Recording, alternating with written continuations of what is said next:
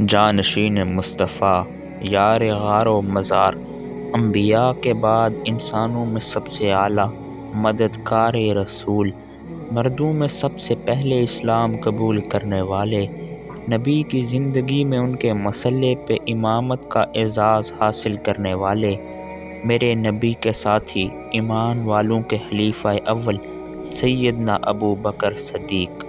حضرت ابو بکر صدیق عام الفیل کے 2 برس اور 6 ماہ بعد سن 573 عیسوی میں مکہ میں پیدا ہوئے۔ دور جاہلیت میں ان کا شمار قریش کے مطموع افراد میں ہوتا تھا۔ جب پیغمبر اسلام محمد مصطفیٰ صلی اللہ علیہ وآلہ وسلم ان کے پاس اسلام لے کر گئے تو انہوں نے بغیر کسی پس و پیش کے اسلام قبول کر لیا، اور یوں وہ آزاد بالغ مردوں میں سب سے پہلے اسلام قبول کرنے والے کہلائے۔ قبول اسلام کے بعد 13 برس مکہ میں گزارے، جو سخت مصیبتوں اور تکلیفوں کا دور تھا۔ بعد ازاں پیغمبر اسلام محمد مصطفیٰ صلی اللہ علیہ وآلہ وسلم کی رفاقت میں مکہ سے مدینہ ہجرت کی۔ نیز غزوہ بدر اور دیگر تمام غزوات میں پیغمبر اسلام صلی اللہ علیہ وآلہ وسلم کے ہم رکاب رہے۔ آپ کا شمار مشہور تاجروں میں ہوتا تھا۔ آپ نے کبھی سودی کاروبار نہیں کیا۔ حضرت عائشہ فرماتی ہیں کہ میں نے 3 لوگوں کو دور جاہلیت میں بھی کبھی بت پرستی نہیں کرتے دیکھا اور نہ کبھی انہیں شراب پیتے دیکھا۔ ان 3 لوگوں میں حضرت محمد صلی اللہ علیہ وآلہ وسلم، حضرت ابو بکر اور حضرت عثمان شامل ہیں۔ جب آپ کچھ بڑے ہوئے تو آپ کے والد ابو قحافہ آپ کو اپنے ساتھ باہر لے گئے۔ خود کسی کام سے بازار چلے گئے، لیکن آپ کو بت خانے میں چھوڑ گئے اور کہا کہ یہاں ان کی پوجا کرو۔ آپ نے جب بتوں کو دیکھا تو پریشان ہو گئے اور پھر کہا تم میرے خدا ہو۔ انہیں کہا کپڑے دو۔ ادھر ادھر دیکھا کچھ نہ آیا، پھر بولا مجھے کھانا دو۔ اوپر نیچے ادھر ادھر دیکھا، پھر کچھ نہ ہوا۔ آپ بہت غصے میں آ گئے اور پھر آپ نے پتھر اٹھایا اور انہیں کہا اپنے آپ کو بچا لو، میں تمہیں مارنے لگا ہوں۔ پھر جب وہ اسے پتھر مارتے تو وہ نیچے گر جاتا اور بولتے خدا ایسے نہیں ہو سکتا، خدا ایسے نہیں ہو سکتا، پھر وہاں سے باہر چلے گئے۔ رسول اللہ صلی اللہ علیہ وآلہ وسلم فرماتے ہیں اگر میں لوگوں میں سے کسی کو دوست بناتا تو ابو بکر کو دوست بناتا۔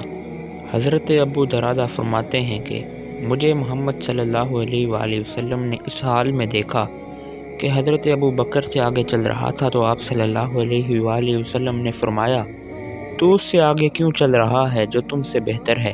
اس کے بعد فرمایا جتنے لوگوں پر سورج طلوع ہوتا ہے ان تمام میں ابو بکر سب سے افضل ہے۔ ایک مرتبہ رسول اللہ صلی اللہ علیہ وآلہ وسلم نے اپنے ہاتھ اللہ کے دربار میں اٹھائے اور فرمایا اے اللہ، ابو بکر کو قیامت کے دن میرے ساتھ درجہ عطا فرما۔ تو اللہ کی طرف سے وحی کی گئی کہ ہم نے آپ کی دعا کو قبول کر لیا ہے۔